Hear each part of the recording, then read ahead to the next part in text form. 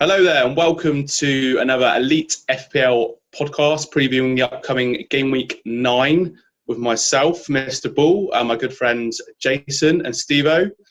Good evening, chaps. How are we? Hello. Good evening. Hello. Seems like a while ago. Seems like it's been a long time. Yeah, 2 weeks. All of 2 weeks, and I've already forgotten what happened last game week. Thank God.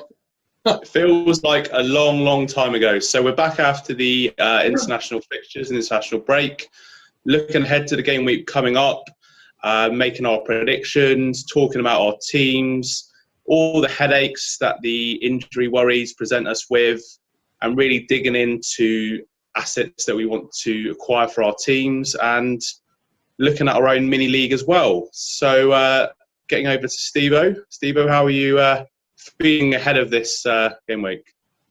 I'm feeling relatively confident. I think the international break has cleared my blinking head, to be honest with you. I'm sick to death of thinking about fantasy football. But it's all come back to us, and it's our favourite time of the week. It's certainly my favourite time of the week, doing the recording of previewing the upcoming game week. And as we keep banging on about, and we had a comment made by one of the guys on YouTube by the username of Delvin Vaz, and he was wondering exactly what we mean by the history predicting Premier League games. Well, I did answer on the YouTube, but if no one actually read the comment, I'll be more than happy to answer now. So it appears this year that based on the previous 6 fixtures of said fixture, whatever it may be, there seems to be a recurring theme of predictability of results. And this year, for some bizarre reason, those typical results that are constantly appearing, or typical goal scorers, are happening this year. So the most basic example I can give is in the Tottenham game at home to Cardiff, the most common result was only 1-0 to Tottenham. And what happened? It was 1-0 to Tottenham. That's just one simple example. And yeah, so like I said, hopefully that answered the very simple question. And we're just going to kick off straight away with the big game of the weekend, and it's Chelsea versus Man United.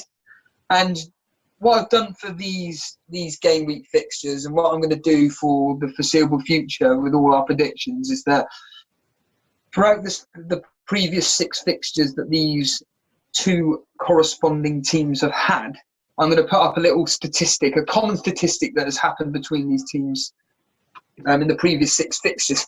Most long, convoluted way I can explain this. So, in this fixture, there has been 3 1-0 victories to Chelsea. And that's what the history is going to go with. It's going to be 1-0 to Chelsea, it reckons. Me personally, I'm going to go with a 2-1 victory to Chelsea. I do think that Mourinho is going to have a plan up his sleeve to do something with Hazard. I don't think he's a captaincy contender for this week. However, ironically, he scored the one and only goal in the last fixture. So, yeah, Dan, how are you looking at this fixture? Looking forward to watching it. Plenty of interesting subplots of Mourinho going back to his former employer. I'm sure the Chelsea fans will give him a warm welcome, no doubt. Probably not give him any leeway, to be fair. But, yeah, as you say, Chelsea have had a pretty strong record at home to Manchester United over the years.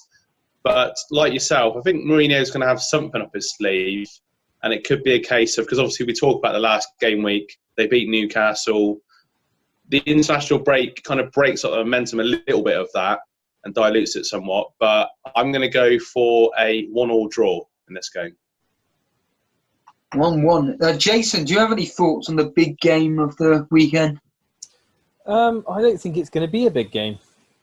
On paper it is, but I just think it's going to be a bit of a cancel each other out. I think Chelsea will go there with a game plan to attack a very weak United defence, and I think Mourinho is going to set up defensively to go on the counter-attack, and I just honestly think that it's just going to end up being a little bit of a boring 0-0.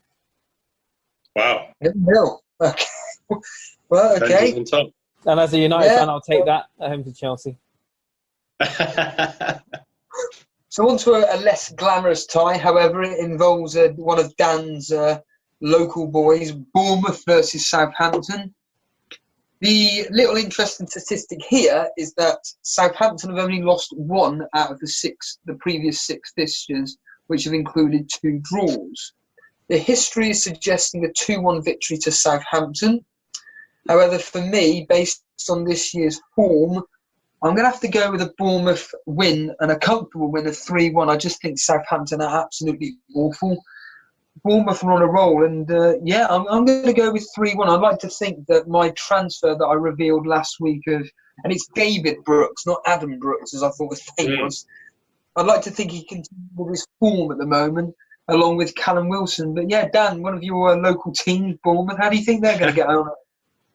Yeah, South Coast derby. Southampton are letting 14 goals this season, and obviously Bournemouth have been in really good form. And yeah, also going back to fantasy assets, Callum Wilson, 4 goals, 3 assists. Fraser, there's a bit of a concern whether his injury is going to cleared up for tomorrow. It looks a bit doubtful, so that could be a concern for quite a few managers. But Bournemouth in good form, and I do feel they'll carry it on tomorrow, and it'll be a 2-1 win for the Cherries. 2-1 victory to the Cherries. Jason, do you have any thoughts? Proper fan.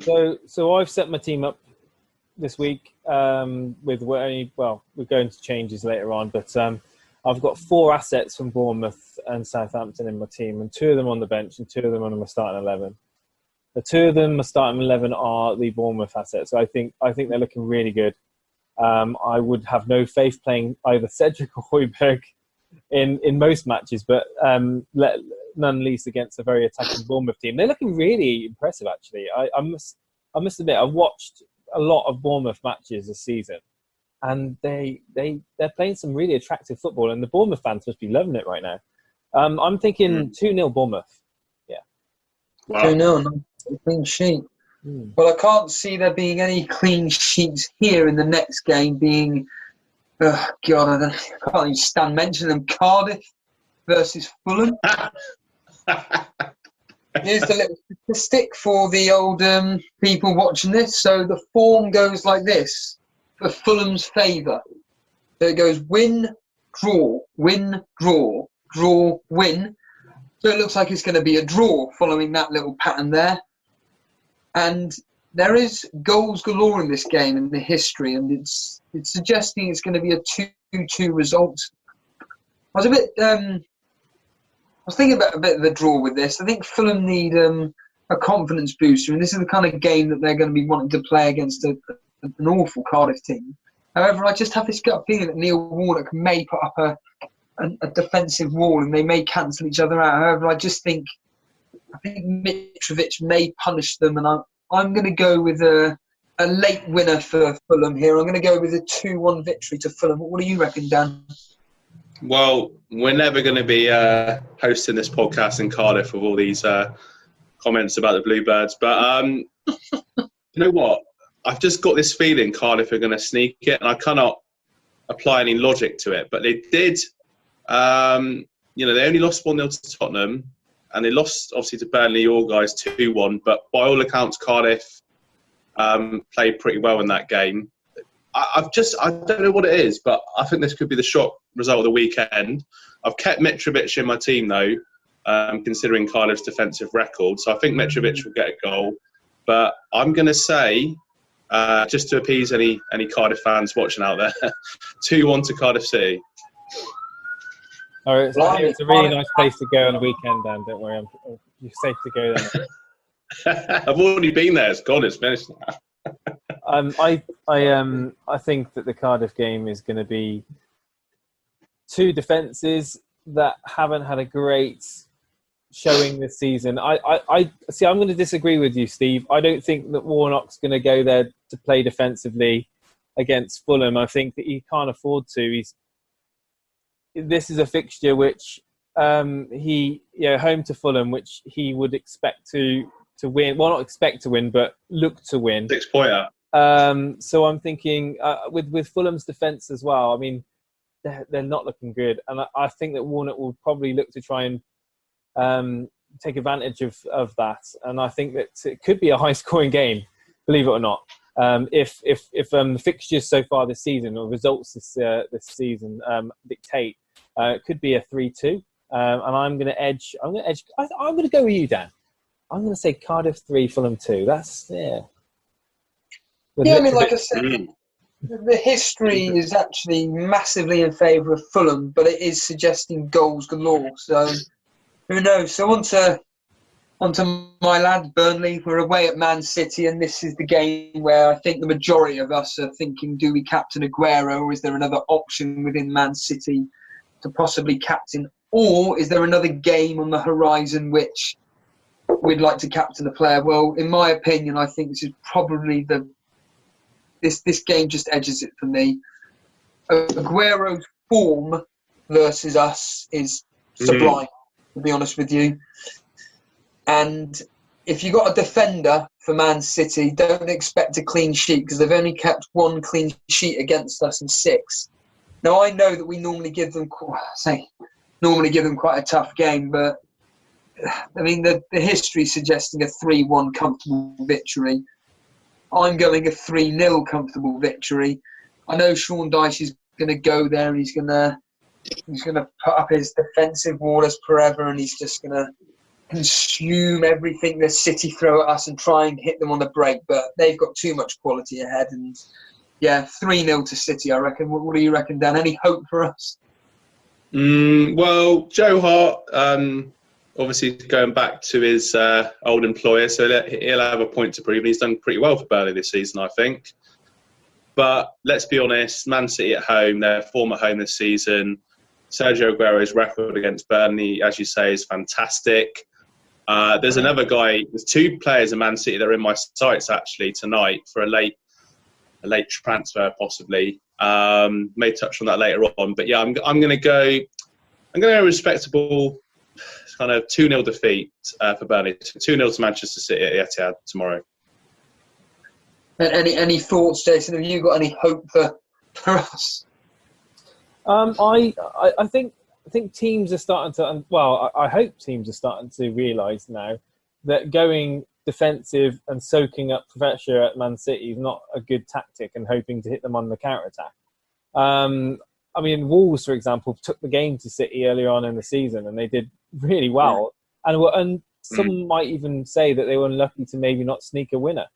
I mean, they did take quite a bit of pressure from Man City, but they did play some good football. So I don't know. It all depends, like you said, what sort of mentality they set up against City. But I mean, Burnley, they are known to be defensively, well, historically, they are known to be well trained to defend and to get that nick a goal and get a counter-attack goal. But I just think that if they try and set that way up against City, then you're gonna be it could be a thrashing. So I'll say go with a score prediction. Yeah, I'm hoping City don't keep a clean sheet. So history, I hope you're gonna continue to provide us with good insight. So I'm thinking I'll take a 3-1 Aguero hat-trick. I don't know who I'm going to captain. Yeah. I haven't got any defenders. So there you go. Well, I mean, on to the next game where, the history really is suggesting a very poor game. There has only been 9 goals scored in the last 6 fixtures between Newcastle and Brighton, and only once in those 6 fixtures have both teams scored. It just says it all, really. However, it's all been going in Brighton's favour, and it's suggesting only a narrow 1-0 victory for Brighton. I'm going to go with a 1-1 draw myself. And I've kind of... One of those decisions I'm kind of making with my own team where I brought Anthony Knockaert in as a home and away rotation with Callum Wilson, but I don't know whether to play him or not. At the moment, he's not in my team, and I just know that Knockaert is going to do something. But yeah, I've got no real thoughts on this game at all. I think it's going to be absolute tripe. Dan, what do you think on Newcastle versus Brighton? Yeah, well, last time it was a great win for Brighton at home to West Ham on the Friday evening game, 1-0. Newcastle had that epic game at Old Trafford. They went 2-0 up in the first half. The Newcastle fans were over the moon, and then obviously we all know what happened after that. So Newcastle were just desperate to get that first win of the season. And as well as Brighton have done in recent games, I've got a feeling Newcastle are going to win once again. Don't ask me why, but I'm going to go for a 1-0 win to Newcastle. Newcastle to actually win at home. Yeah, it's got to happen at some point. What do you reckon, Jason? Or do you want to just move on to another important game at the weekend? Tottenham versus West Ham? I think Newcastle have got some nice fixtures coming up, and I think that people might consider getting some assets in. I think people have got Kennedy. I don't know. 4.8. Yeah. 4.8. Yeah. Did all right last season. I just think that it's too early to see really what sort of. They've been pretty weak up front, haven't they, old Newcastle?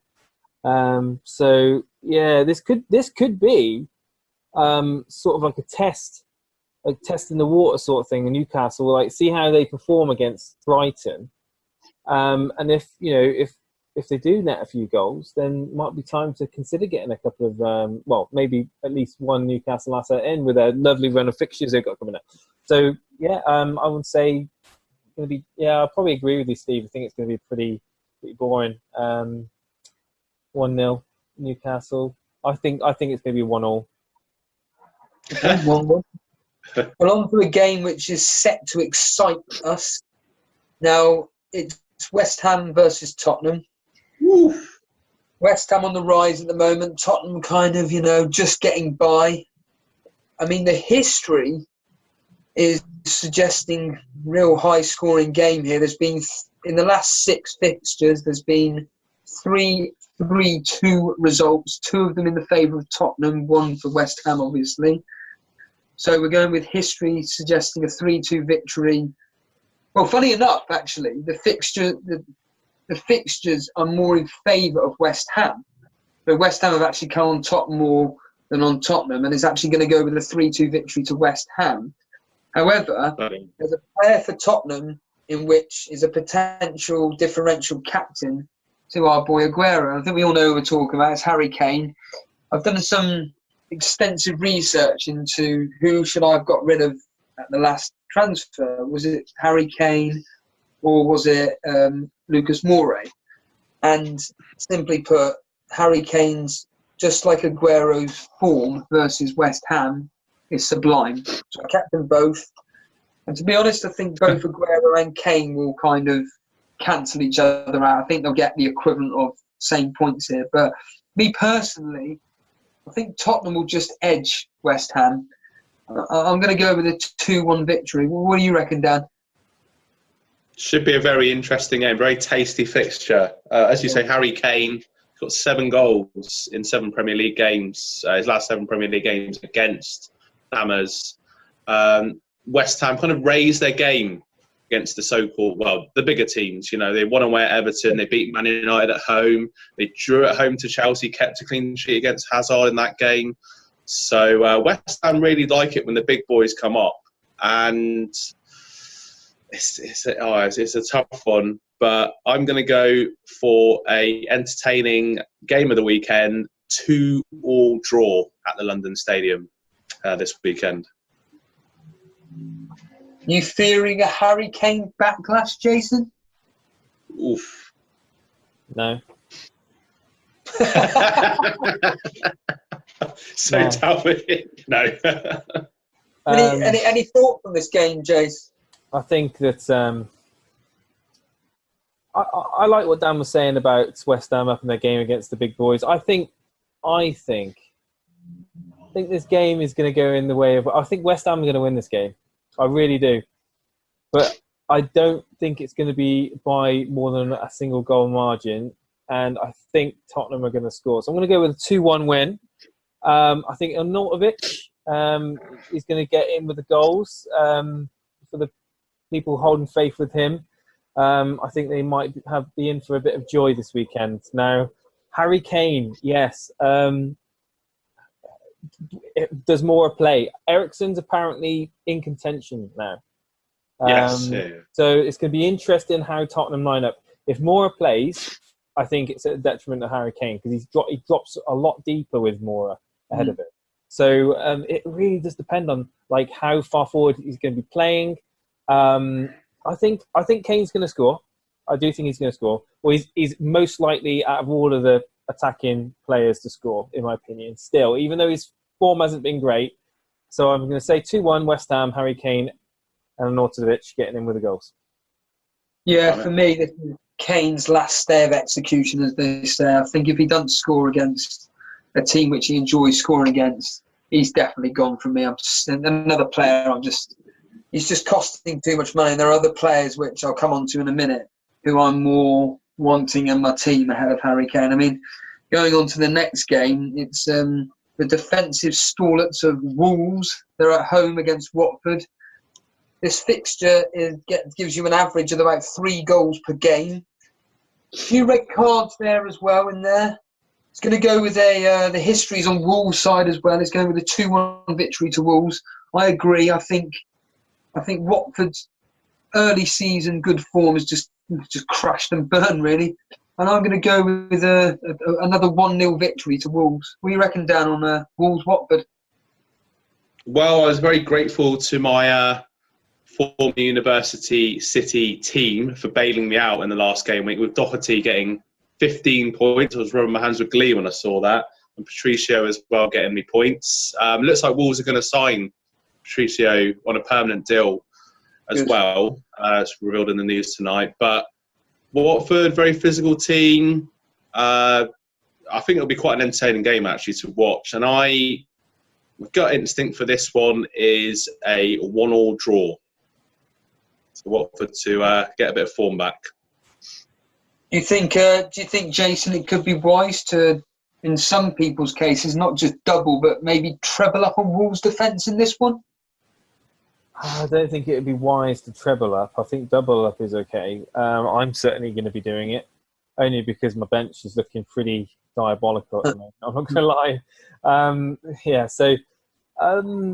Doubling up. I mean, people will triple up. I mean, people have got Bennett, Doherty, Patricio.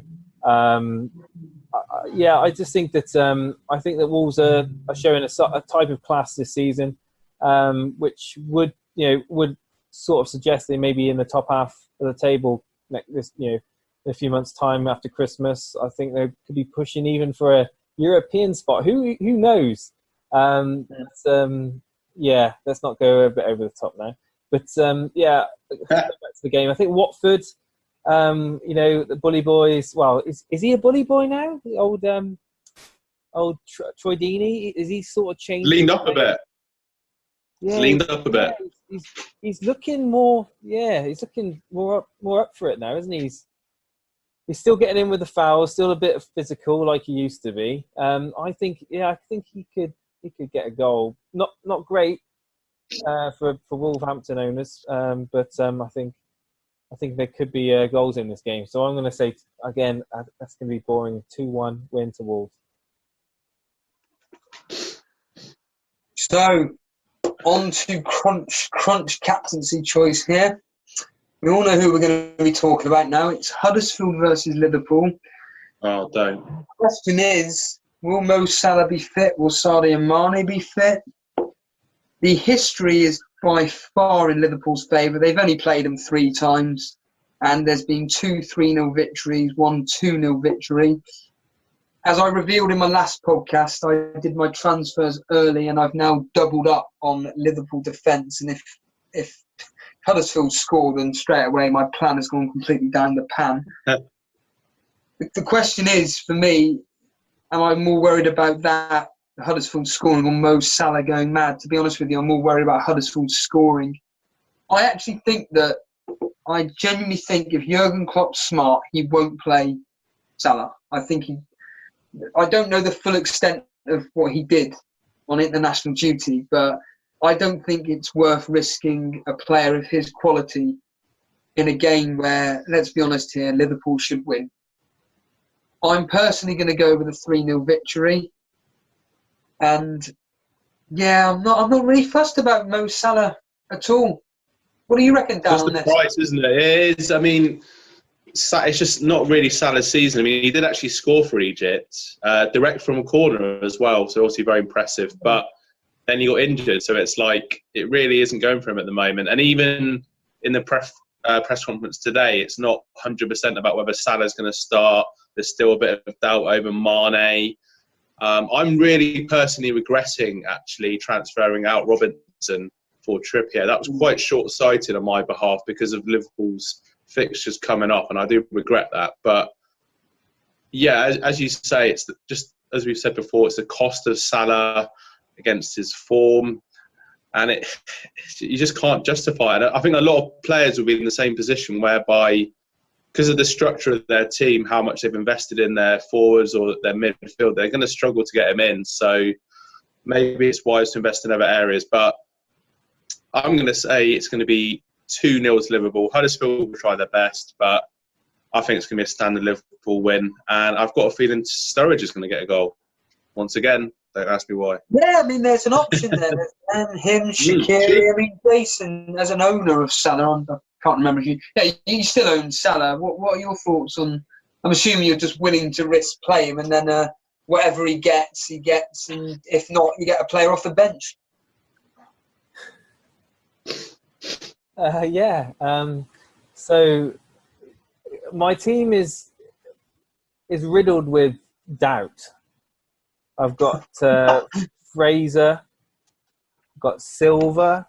Well, Eddie Howe came out today, didn't he, and said that Fraser's probably not going to play. I mean, I think his words were, he's a doubt. However, if he doesn't play this weekend, he'll definitely be fit for next weekend. That's right. But so I've got Ryan Fraser. I've got David Silva, who isn't guaranteed to start, even though he's had a break. Especially with the rumours of De Bruyne maybe in contention, but who knows? Mm-hmm. So I've got him, David Silva. I've got so Fraser, David Silva, Salah, who are all doubts, and on my bench I've got Wan-Bissaka, not a great fixture. Well, got Højbjerg, definitely not. Well, away at Bournemouth, I mean, he could do something. And then I've got Cedric. So I think I've been waiting all this week, and I know we're going to talk about our team in a minute, but I'm just going to briefly say I've been waiting a week to see if there's any shed of any information that could kind of lead me into not having to or risking taking a -4. But there may be a chance that there might be a -4 on the cards for me tonight into tomorrow morning. So we'll have to wait and see on that. But I'm going to the game. I think you're right in a way. I think if I was Jurgen Klopp, going on Salah's injury, it's Huddersfield. I wouldn't be surprised if he doesn't play him, or at least doesn't start him. It's a toss a coin. I think Mane didn't attend training. I think Salah was in training. So I think as a Mane owner, I wouldn't expect. I would be worried as well. There's a chance that you can rest both Mane and Salah. So yeah, I wouldn't want to call it. I really wouldn't want to call it. As an owner, I want him to play, but I wouldn't be surprised if he doesn't. I think Liverpool are going to comfortably beat them. I think it's going to be 2-3-0. Let's go with 2-0. And Sturridge, it could be his time. Well, jumping across the Mersey, as they say, it's the only Sunday game. It's Everton versus Crystal Palace. And, well, the history's going with a 1-1 draw. Of the 6 fixtures, the first 4 contained draws and only contained 5 goals. The last 2 games, however, so you may want to listen to this, Jason, being a Wan-Bissaka owner.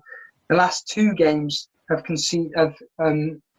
had 8 goal involvement. So straight away, this could be a goals galore game. I personally think that Everton are going to batter Crystal Palace. I think they're in really good form at the moment, and I'm going to go with a 3-1 victory to Everton. What do you reckon, Dan?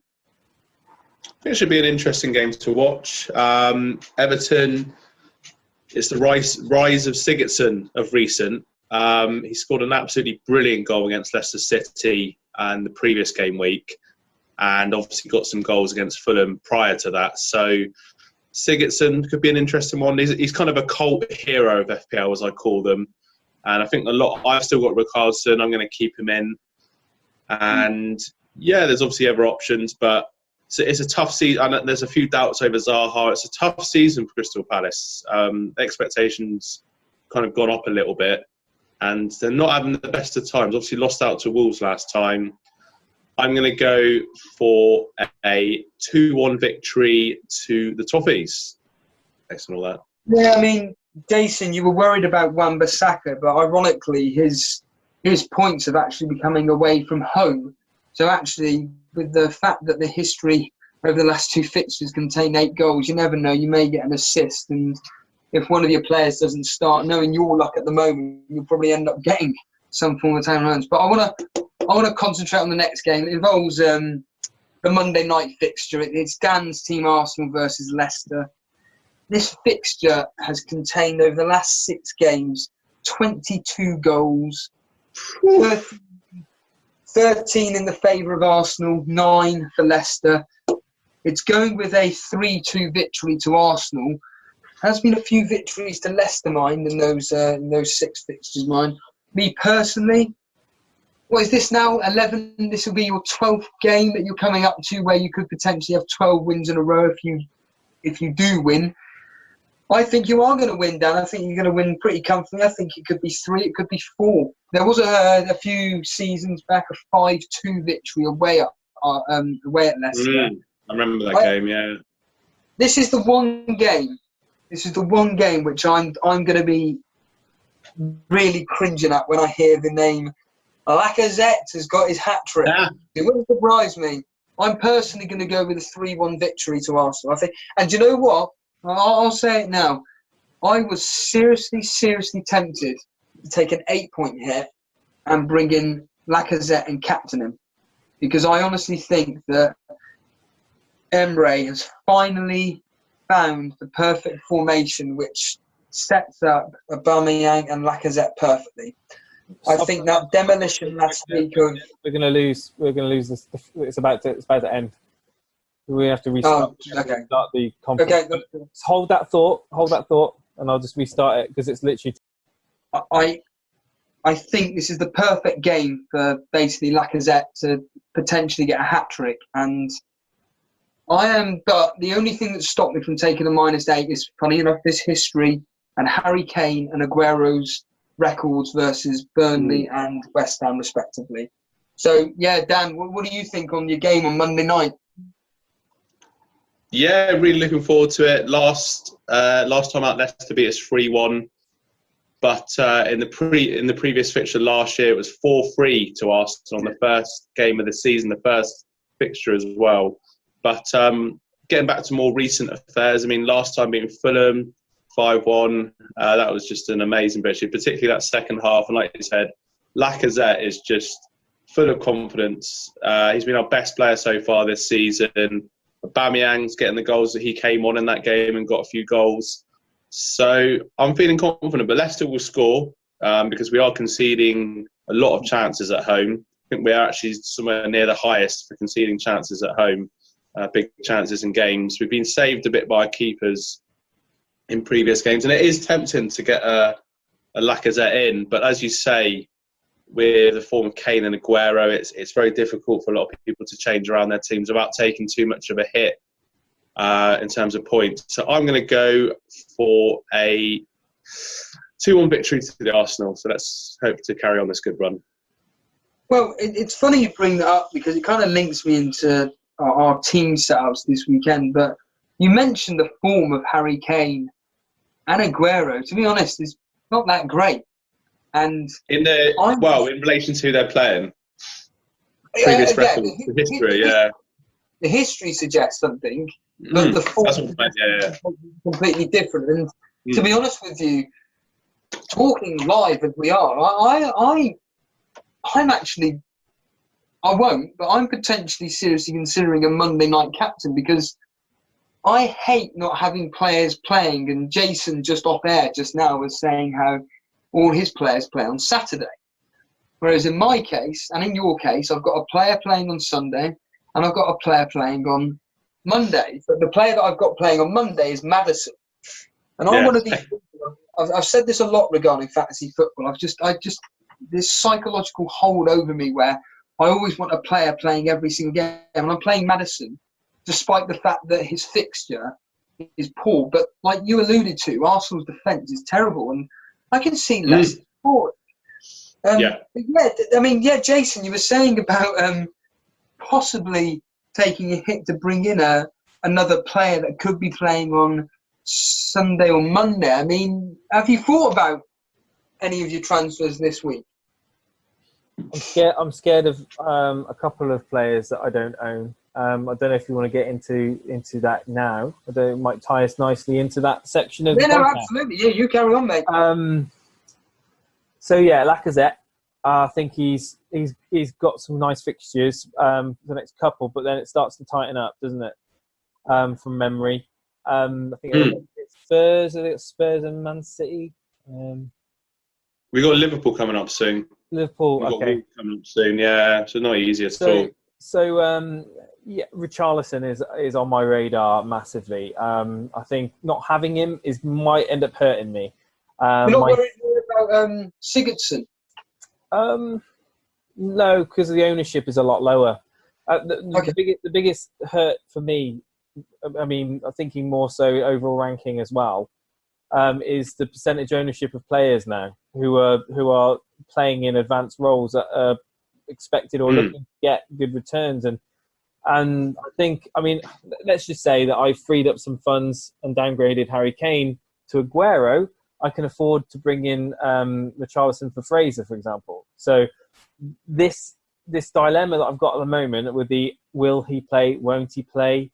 If I did so, it would be just my luck that the player I transferred out ended up playing, and the player that I kept in ended up being benched or something like that. So my team, I am literally an merry-go-round in my head what to do, because we've not been given great information from the managers in the press conference. It seems like, I think Klopp turned around and said, I don't hear who's going to be playing or who's not going to be playing from other managers in the Premier League. Why should I tell you? I think he said something down along those lines to a reporter when asked if Salah would be fit for the weekend. So honestly, I think tonight into tomorrow morning, I'm going to be bouncing ideas backwards and forwards in my head. And I'm sure you guys will be interested to see, or be looking and thinking, I wonder what he's done with his team. Has he taken a hit? We'll have to wait and see. Well, thankfully for me, it's the first Saturday that I'm working for a couple of weeks, and I'm probably going to forget all about fantasy football. So by the time it hits like 11 o'clock or whatever the deadline is, I'm going to be like, oh yeah, of course, yeah, the teams and everything. For me personally, I was set and locked 2 weeks ago. I'd already looked at the team. Wow. I just, you know what, I've done it. I'm going to have to I deliberately made my transfers, and ironically, neither of the players that I took out actually dropped in price, so I still could have done it like today, for example. But I'm happy with bringing in Trent Alexander-Arnold. I'm happy bringing in this David Brooks, even though, as I mentioned in the last podcast, it could, as Jason said, it's causing me a headache this weekend. But keep harping on about it. History's going in Southampton's favour, so maybe that may not be such a headache after all. I think for me, my only concern is whether I play Knockaert or Wilson. It's one of the two, really. Other than that, pretty much. We didn't even ask you, Dan. You do your dead cert bet every week. I'm going to assume that you're going to be putting your whatever winnings you've got accumulated so far, either on Man City or Liverpool. Maybe even Arsenal. I mean, have you thought about who your dead set bet is there? Yeah, it's not going to be Arsenal, because it is a tough game against Leicester, to be fair. So I'm thinking I'm going to put it on Man City, actually. Although I feel pretty confident with Liverpool. But yeah, Man City's record at home as well. So sorry, mate. Nothing personal. But I mean, it's funny you say about locking in transfers. I've done I've not completed my transfers yet, but I've done it twice. So I did it yesterday, looked at it, did two transfers. So I'm going to take a 4-point hit. And I was like, oh, I'll think about this till the press conferences tomorrow. And then prior to that, the week before, I was like, just do it and just change the structure of my team a little bit to have a bit more heavy investment in the midfield. I think a lot of managers will be looking at Liverpool, Man City as ever. It's very tough. I mean, it's funny Jason says about Klopp not giving away lots in his press conferences, worrying about other managers. I mean, I know a certain member of our mini league will be watching this who's just above me, Mr. Dale Bellamy. And I'm sort of just a bit cautious as to what I say as to who I'm going to bring in, because I've been taking a very careful look at his team in comparison to mine. And I've got the 2 premium strikers, got Mitrovic, I've got Aguero, Kane. It's whether I stick with them or whether I take one of those out and upgrade a player in my midfield. I mean, Lucas Moura, as you've constantly mentioned, has not really done a lot recently. I'm tempted to take him out. And I think I've got about 3 players on my shortlist. But the whole thing with Salah and Mane and Liverpool assets is just doing my head in at the moment. So a bit similar to Jason, I think tomorrow morning / late tonight I'll make my decisions. But yeah, bloody headache. Are you actually thinking of taking a -4 hit again? I'm gonna take it because I don't.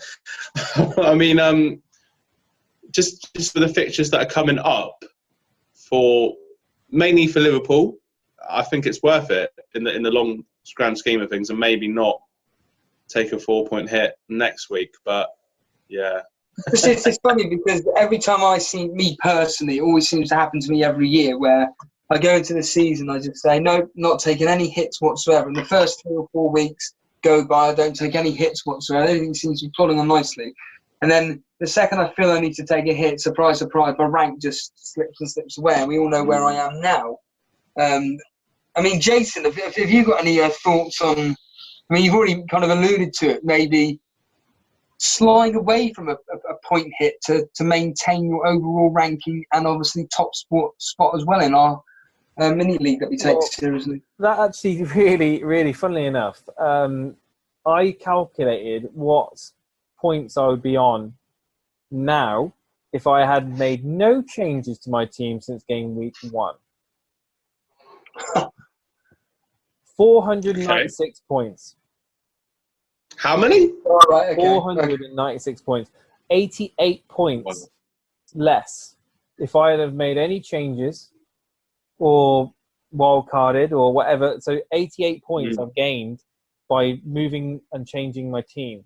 Now, it's probably going to be similar stories for you guys as well, but that's quite a lot of points. And it goes to show that, you know, you can overthink, but you should always analyse and always look to improve your team. Whether it be form, whether it be fixtures, or whether it just be, you know, covering, you know, high percentage owned players that you don't have.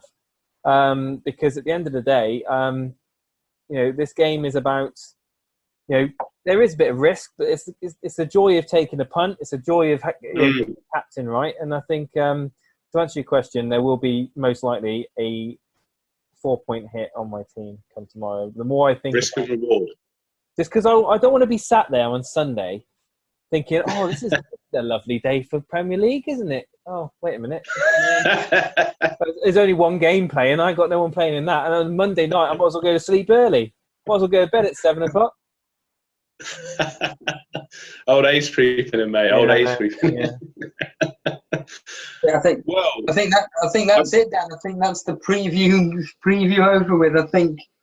I mean, in all seriousness, I mean, looking at the history, and like I said, it's been doing really well this season. I think it does this season need to be taken seriously because, like I said, there was an article on the Fantasy Football Scout that someone was doing that has proven that this year the history needs to be taken seriously. And there's 4 games where there should be a relatively goals galore game in favour of the home team. which Arsenal, like we said, Liverpool, Tottenham, and Man City. So certainly, if you have assets from them 4 teams, certainly there's a viable captain choice there somewhere. It's just a question of whether any of us are willing to risk that differential potential captain on some. For example, in the Burnley game, someone like, and I'm sure that Dan will smile at this, someone like Raheem Sterling, Dan. Oh. But I mean, yeah, it's funny you say about that, because he is one of the people on my list, and he got, obviously that game against Spain on Monday that was really great for England. He got 2 goals, and I'm there watching it, really enjoying it, and then I'm thinking, I'm having my moment of joy, celebrating the goals, and I'm, hold on a minute, should I get Sterling in? Should I get Sterling? I'm wait, no, this is an England game, it doesn't matter. But yeah, should I get Sterling in? Isn't it funny though that the reason why people don't get Raheem Sterling in is because he's 11 million, yet he was only I can't remember specifically, he was only a few points off Salah, and yet this year Salah's not performing that well. Sterling's outperforming him, and no one's even looking at Sterling. I think he's like 2-3% ownership. So certainly he's another player that I wish I owned, but I don't. Unfortunately, it's one of those where I just wish I had my wild card again. But yeah, wish you could wild card every week. Jason, before we wrap up, have you got a player that you wish you could wave a wand and get in, regardless of the structure and the costings and everything? A dream player? Yeah, Sterling would have been that choice. You've just brought it up, and obviously Lacazette as well. Other than Sterling and Lacazette, if I could have any player in my team that I haven't got now and I think it's going to do really well. 5, 4, 3, 2. No, can't think of anyone now. Oh, right. There we are, Dan. Fair enough. Well, hope you enjoyed watching our Elite FPL podcast again. And if you did like it, give it a like, give it a comment, any feedback as well, any questions for future podcasts as well. We always welcome them. And basically enjoy your football again. Don't lose too much sleep over your captaining choices. Guys, it's been a pleasure. Thanks a lot. Cheers, Dan. Thank you. Cheers, Jason. Good night, everybody. See you next time. Thanks a lot. Take care.